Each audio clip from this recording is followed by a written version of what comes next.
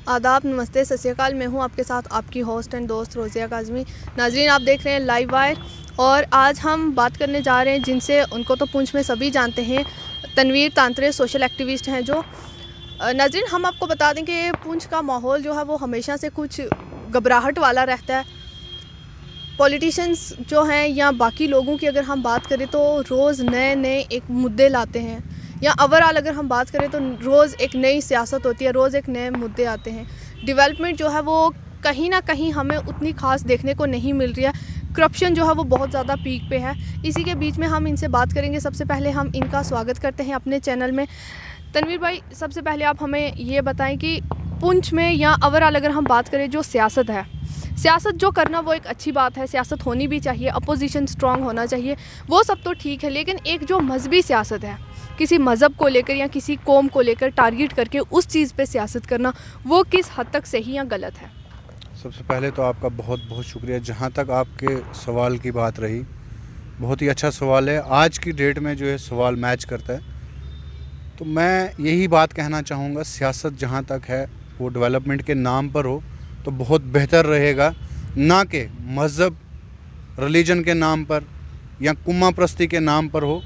तो ये सियासत नहीं है। मुझे लगता है कहीं ना कहीं पर ये वोट बैंक बनाने की ये कोशिश की जा रही है। जैसे कि आपने सोशल मीडिया पर देखा ही होगा, काफ़ी सारी ऐसी वीडियो वायरल होती हैं जो हमारे मंत्री हजरात हैं जो हम लोगों से वोट लूट खसूट कर लेके जाते हैं, वही इस चीज़ को डेवलप कर रहे हैं कि हमने मज़हब के नाम पर सियासत करनी है। लेकिन ये गलत है।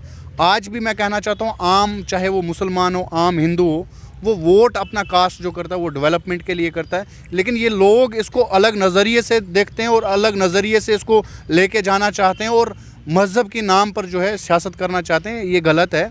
और जहाँ तक मज़हब की बात रही, सबके मज़हब जो हैं आप अपनी जगह फिट हैं और हर एक का मज़हब जो है यही सिखाता है कि दूसरे मज़हब के ऊपर जो है उंगली ना उठाई जाए। लेकिन ये चंद ठेकेदार, 5 साल के ठेकेदार, इनको मैं बोलूँगा, ये 5 साल के ठेकेदार इक़्तिदार में आने के लिए हम बइयों में जो है वो खूट और फूट डालने की जो ये बात करते हैं और कहीं ना कहीं हम में रंजिशें पैदा करने की बात करते हैं। तो ये बात गलत है। इस नाम की अगर सियासत ना की जाए तो बहुत ही बेहतर और बहुत ही अच्छा रहेगा हमारी सोसाइटी के लिए, चाहे वो हिंदू हो चाहे वो मुसलमान हो। ना हिंदू को हक़ है मुसलमान के धर्म के बारे में बोलने का, ना हिंदू को ये हक़ है कि वो मुसलमान के धर्म के बारे में बोले, ना मुसलमान को ये हक़ है कि वो हिंदू के धर्म के बारे में बोले। क्या आपको लगता है कि इस तरह से जो मजहबी नाम पे जो सियासत चलती है, क्या लोगों पे, आम इंसान पे उस चीज़ का असर होता है? क्योंकि महंगाई बढ़ गई है, लोगों को अपना रोज़गार नहीं मिल रहा, बेरोज़गारी बहुत ज़्यादा, क्या वो चीज़ें लोगों को इफ़ेक्ट कर रही हैं?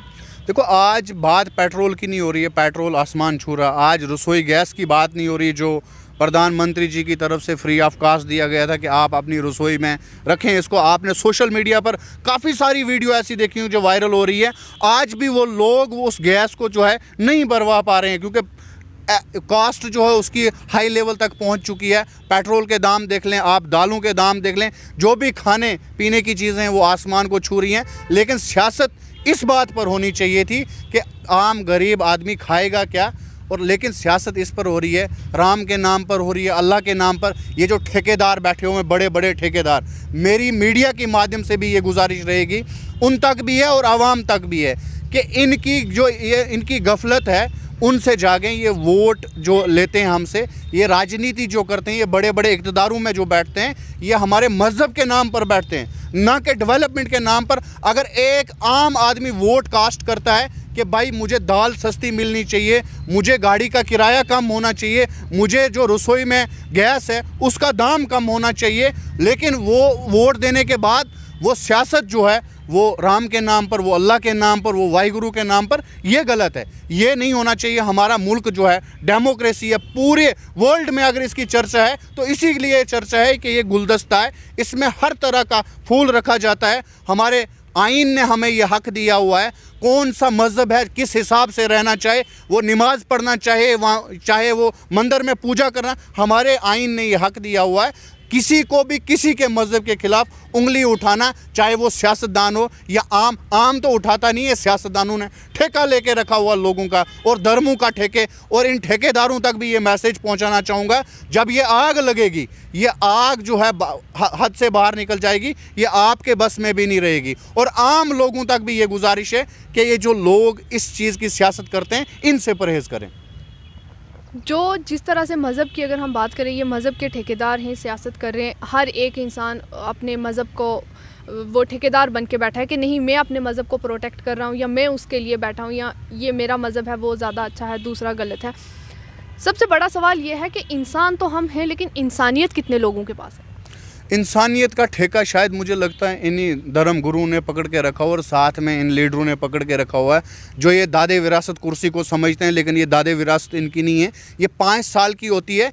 इनको आवाम बनाती भी और नीलाम भी करती है। लेकिन मुझे समझ नहीं आता इनकी समझ में कब आएगा कि आवाम ने अगर वोट दिए तो आवाम ने डेवलपमेंट के लिए दिए, ना कि किसी ने। कोई हिंदू अपना वोट इसलिए कास्ट नहीं करेगा कि वो राम का नाम ले, कोई मुसलमान इसलिए वोट कास्ट नहीं करेगा कि वो अल्लाह का नाम ले, कोई सिख भाई इसलिए नहीं करेगा कि वाहिगुरु का नाम ले।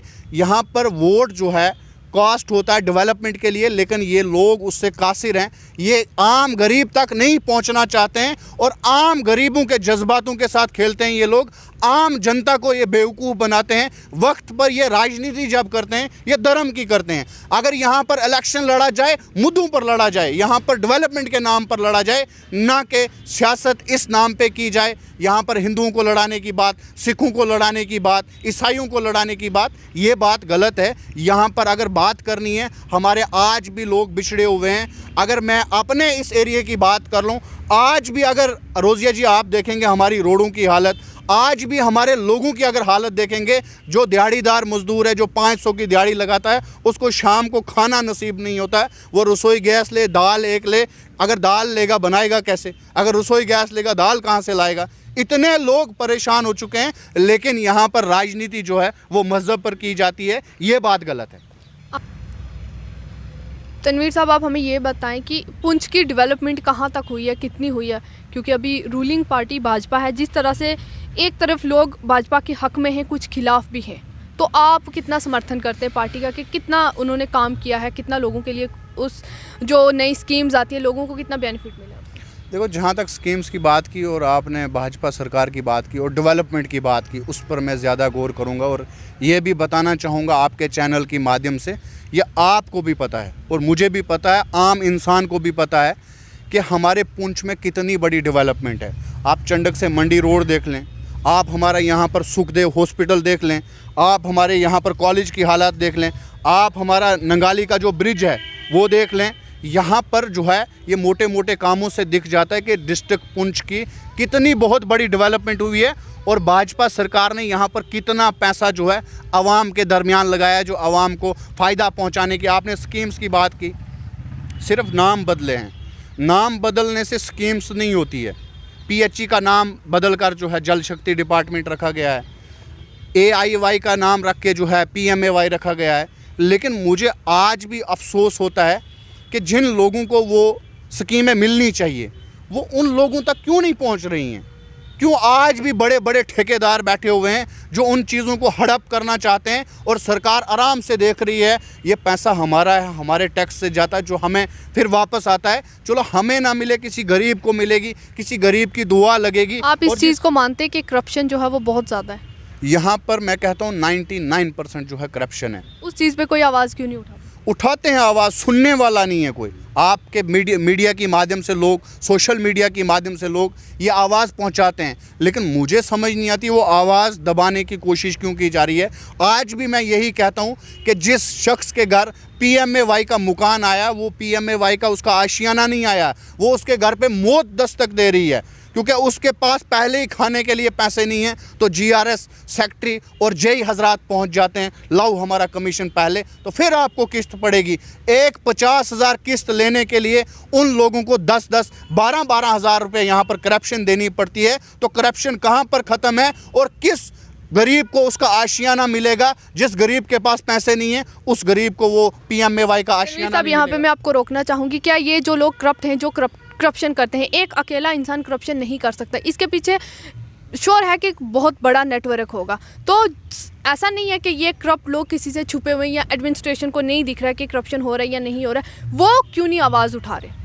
देखो, जहाँ तक हम अपनी बात करें, जहाँ तक हमें पता है कि फ़लानी जगह गलत हो रहा है, तो हमें ना आंखें बंद करनी होती है, ना कानों के अंदर रुई डालनी होती है। हमारी ज़ुबान इंशाल्लाह चलती है, पहले भी चलती आई, इसके बाद भी चलती रहेगी। लेकिन उन लोगों का ज़मीर मर चुका है जो लोग इस चीज़ को देखकर अनदेखा कर रहे हैं कि यहाँ पर करप्शन नहीं है। कोई भी PMAY का मकान 10-10, 12-12 हज़ार रुपया एक किस्त का नहीं ले रहा है। यहाँ पर SBM बाथरूम के जो है 3-3 हज़ार रुपये नहीं लिए जाते हैं। यहाँ पर अगर किसी गरीब के घर में एक निरगा का डंगा लगाए, उसके घर पर मौत दस्तक दे देती है। उसको GRS इतना तंग करते हैं, उसको सेक्रेटरी हजरात तंग करते हैं, उसको सरपंच हजरात तंग करते हैं। मैं तमाम लोगों को ये नहीं कहूँगा कि तमाम लोग करप्ट हैं, लेकिन ये बीच में जो चंद भर मुट्ठी भर लोग हैं जो इस पूरे सिस्टम का माहौल इन्होंने ख़राब करके रखा हुआ है। आज की डेट में भी मैं बताऊं रोज़िया जी, आपके चैनल के माध्यम से एक कमेटी अगर तश्कील दी जाए पूरे जम्मू कश्मीर में, मैं नहीं कहूँगा यहाँ पर डिस्ट्रिक्ट पुंछ में ही,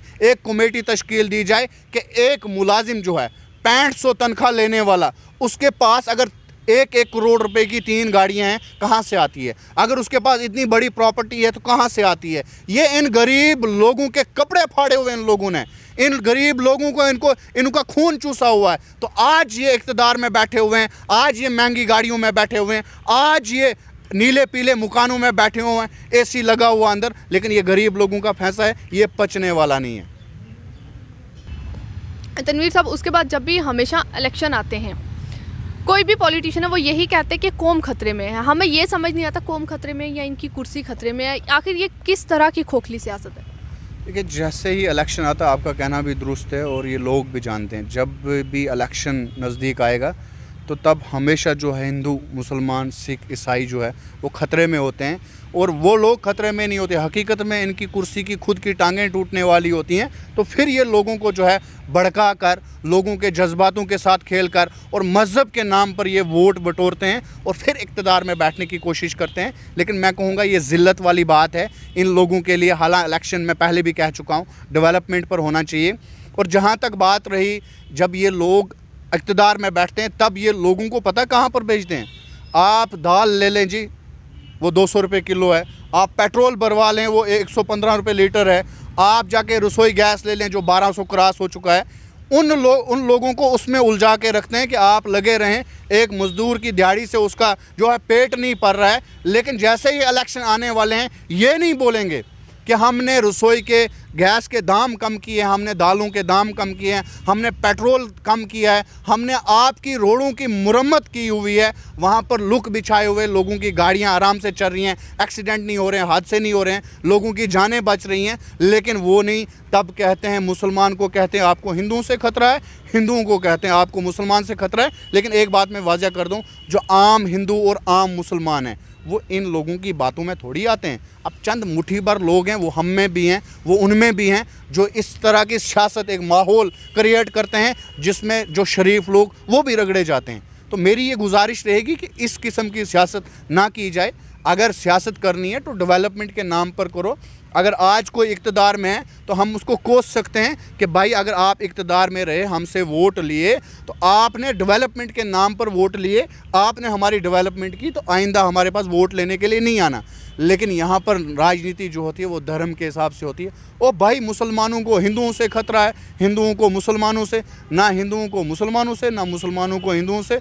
इनको आपस का खतरा है कि जिस कुर्सी का हमें नशा हो गया वो कुर्सी कहीं हमसे छीन ना जाए। तनवीर भाई, अगर आपको मौका दिया जाए पॉलिटिकल सिस्टम में चेंज लाने का, तो 3 ऐसे कौन से बड़े चेंज होंगे जो आप जिस चीज़ को बदलना चाहोगे? देखो, मैं तो हाथ बांध के ये कह रहा हूँ कि मुझे इक़्तिदार में आने की मैं कोशिश, सपोज अगर आपको मौका दिया जाए ऐसा। देखो, मैं कहता हूँ अगर मौका दिया जाए वो एक अलग बात है। अभी तो फ़िलहाल ऐसा कुछ नहीं है, लेकिन मैं इन्हीं लोगों से तंग आ चुका हूँ। मैं इन्हीं लोगों की बात करूंगा। अगर आज की डेट में भी मैं किसी गरीब के घर जाऊं काम करने के लिए, उसको थोड़ी मुझ पर भरोसा है कि तनवीर तांत्रे हमारा काम करेगा, क्योंकि उसको पहले ही जो है 20 लीडरों ने लूट खसूट की हुई है। तो मेरे पर कहां से वो भरोसा करेगा? अब हमें लोगों के जहनों में, लोगों के दिलों में घर बनाना है, तो फिर जाके एक जो ट्रैक बनाना है जिस पर हम बेहतरी लोगों की चाहते हैं, जिस पर लोगों के काम हो, ना कि नाम जो है नाम पर ना हो और धर्म पर यहाँ पर सियासत ना हो। एक आम वोटर की वोट की कीमत क्या लगाई जाती है यहाँ पर?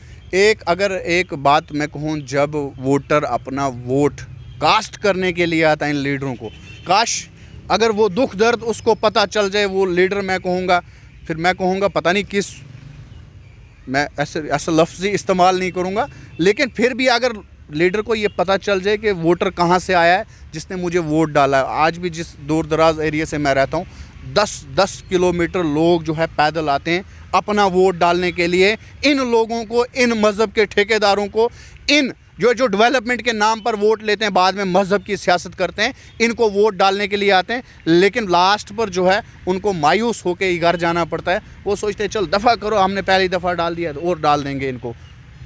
अगर हम इलेक्शन की बात करेंगे तो इलेक्शन ना भी हो, ऐसे भी जो है एक पार्टी जाएगी, दूसरी जाएगी, तीसरी जाएगी, जितनी भी पार्टीज जाती हैं लोगों के पास जब कंपेनिंग होती है, वो यही कहते हैं कि आपको बिजली, पानी, रोड दिया जाएगा, लेकिन वो भी पूरी तरह से लोगों को नहीं मिल रहा। क्या लोगों की बेसिक नीड्स जो है बिजली पानी पर ही रुक गई हैं आकर? देखो रोज़िया जी, आपने अच्छे से सोशल मीडिया पर, आप भी ग्राउंड में रहते हैं, आज भी लोगों के पास जो है पोल नहीं है, सरकारी पोल नहीं है। उन्होंने लकड़ियों के खंभे, हाल ही में आपने देखना मेरे पेज पर, सोशल मीडिया पर एक वीडियो वायरल हो रही है, मेरे गांव की है, एक पूरे वार्ड में पोल ही नहीं है, लेकिन बिल पूरा है उनका 380 385 बिल पूरा आ रहा है।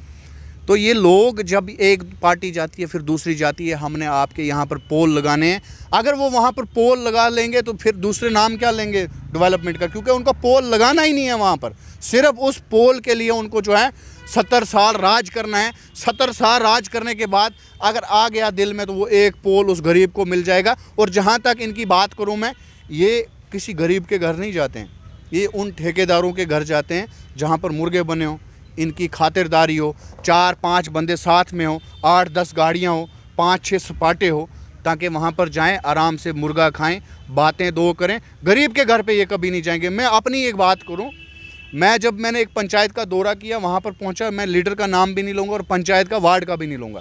जब मैं वहाँ पर पहुँचा तो एक गरीब का घर देखा मैंने, आधा गिरा हुआ, आधे में वो रह रहा है। तो मैंने कहा भाईजान, आपको यहाँ तक अभी तो कोई डेवलपमेंट तो नहीं मुझे लग रहा पहुँची है नहीं, मैं फिर भी खुश हूँ।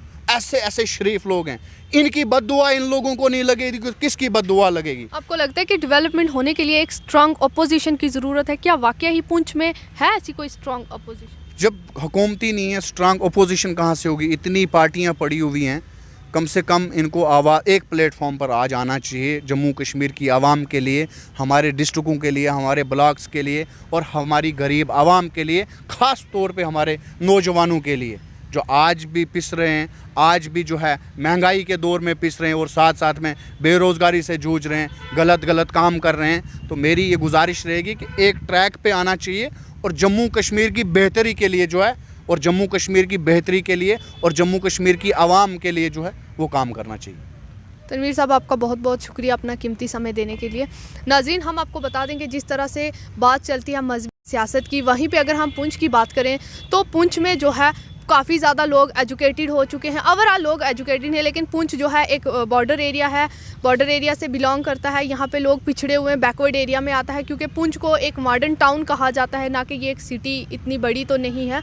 लेकिन फिर भी यहाँ पे लोगों का जो भाईचारा है वो बहुत अच्छा है। इसकी एक एग्जांपल हमें आज जो है डाक बंगलो पुंछ में देखने को मिली, जहाँ पे पहाड़ी लोगों की एक मीटिंग थी। वहाँ पे हिंदू मुस्लिम सब लोग एक साथ होके, और सबसे बड़ी बात वहाँ पे ये थी कि जितने भी पॉलिटिशियंस हैं, जितनी भी सियासी पार्टियाँ हैं, वो सभी जो है पॉलिटिशियन एकजुट होकर उन्होंने एक ही बात पर इत्तेहाद किया कि पहाड़ी लोगों का जो स्टेटस है, उनको 4% रिजर्वेशन मिल रही है, उसको वापस लाना है, क्योंकि यहाँ पे ST SC और OBCs को हमेशा जो है रिजर्वेशन मिलती है, लेकिन पहाड़ी जो लोग हैं उनको हमेशा से पीछे छोड़ दिया जाता है। जब भी कोई कहीं पे भर्ती होती है या कहीं पे कोई पोस्टें निकलती है, किसी भी चीज़ की कोई वैकेंसी आती है, स्कॉलरशिप को लेकर कुछ भी हो, वहाँ पे वो ओपन मेरिट में डाल दिए जाते हैं, जिसकी वजह से बहुत लोग जो हैं वो पीछे रह जाते हैं। लेकिन उसके लिए जो है सब लोगों को, जो सीनियर सिटीज़न हैं, सबको आगे आके एक स्टेप लेना पड़ेगा। ये किसी एक इंसान से नहीं हो सकता, क्योंकि ये हम सबकी रिस्पॉन्सिबिलिटी है, बिकॉज जो अपकमिंग जनरेशन है वो उस चीज़ को सफ़र ना करे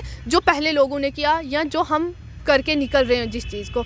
आप जुड़े रहिए लाइव वायर के साथ, देखते रहिए। और मैं हूँ आपके साथ रोज़िया काज़मी और वीडियो जर्नलिस्ट इसरार काज़मी को दीजिए इजाज़त। खुदा हाफिज़।